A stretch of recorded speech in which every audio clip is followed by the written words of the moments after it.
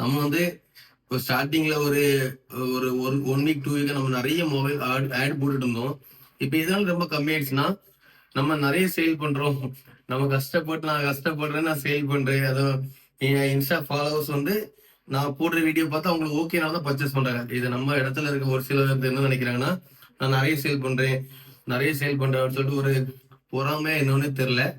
அது அதை பத்தி எனக்கு கவலையும் இல்லை.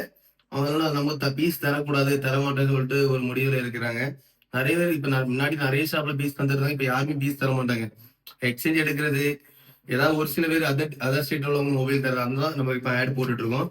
என்னவோ தெரியல. நம்ம வந்து அவங்க சொல்ற ரேட்டு தான் நம்ம அவங்ககிட்ட பர்ச்சேஸ் பண்ணுவோம். நான் என் வீடியோ போடுறேன், நான் போடுற ரேட் என்னோட ஃபாலோவர்ஸுக்கு ஓகே, அதனால என்கிட்ட பர்ச்சேஸ் பண்றாங்க. இதுல அவங்களுக்கு என்ன இருக்கு? ஒண்ணுமே புரியல. நம்ம டெய்லி இப்போ இருக்கிற மாதிரி கலெக்ஷன் போடுறேன், அதனால யாரும் அன்ஃபாலோ பண்ணிட்டு போயிடாதீங்க. நான் போடுற வீடியோ கண்டிப்பா எல்லாத்துக்கும் யூஸ்ஃபுல்லா இருக்கும். முடிஞ்ச அளவுக்கு சப்போர்ட் பண்ணுங்க guys.